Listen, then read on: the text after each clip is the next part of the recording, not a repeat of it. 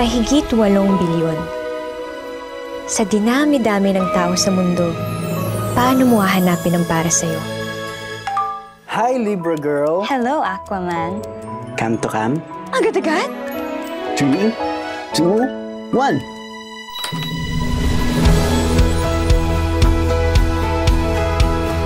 Uy!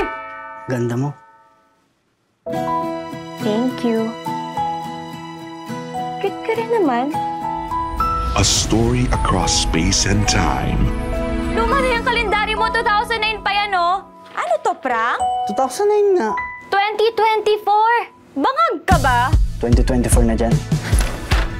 Baka kaya nangyayari sa atin to for us to correct something in our past. This generation's next love team. Seth Fadalin and Francine Diaz will changing the past give you the future you want. Hindi ko na nakilala ang mga magulang ko. Inampun lang ako.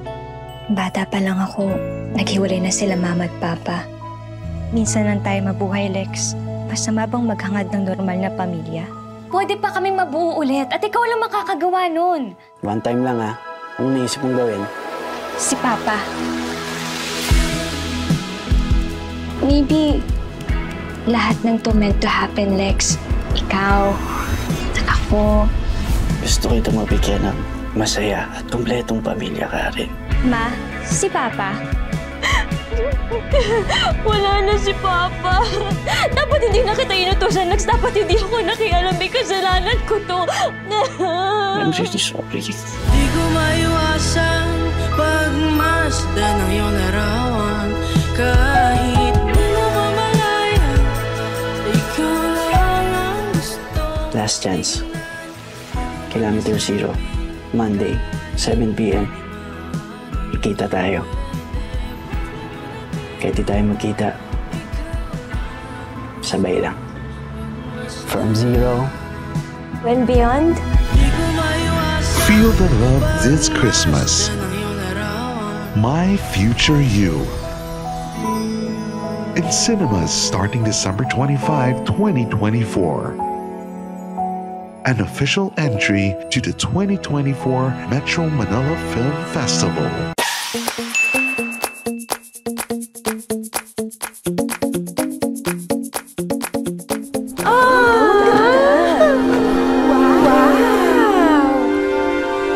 Hawakan mo.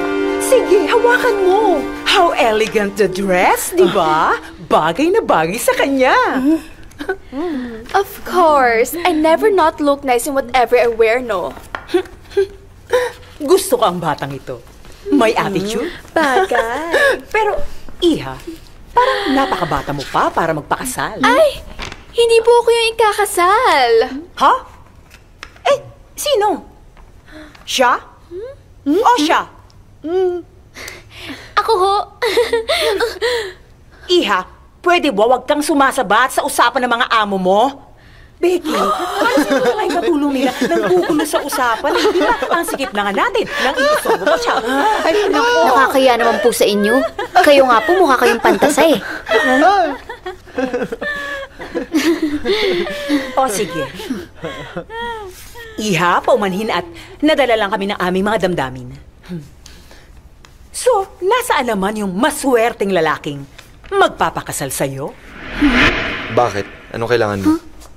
Oh, Ay. akala ko ba hindi ka pupunta? Namiss kita bigla eh. Oy. So, ikaw pala yung groom. Sigurado ka bang suit ang kailangan mo? Hindi salaming sa mata? Alam mo, may kilala akong optometrist. Gusto mo samahan kita? Alam mo, nagsasayang lang tayo ng oras dito eh. Tara na. Ay, wait! Wait! Wait lang! Wait! Kayo naman hindi na mabiro! Hindi ko hahayaang bastos-bastusin mo yung mga kaibigan ko. Lalong-lalo na yung mapapangasawa ko.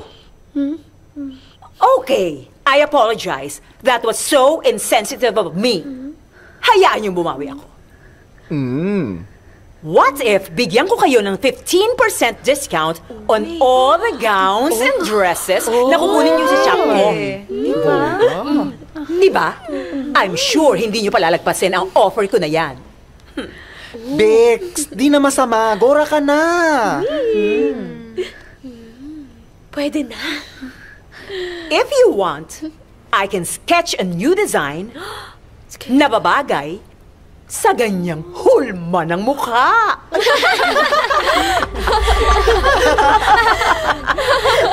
Kanino? Ano? Kukunin niyo na bukas? Babalikan niyo bukas? Okay na, Rhea. Ito na talaga. Sure na to. talaga. Okay.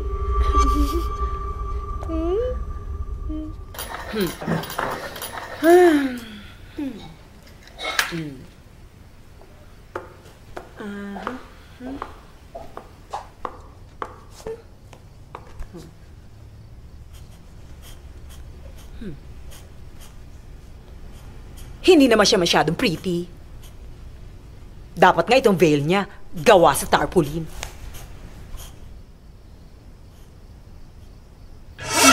Becky! Ikaw na magpatay ng ilaw, ha?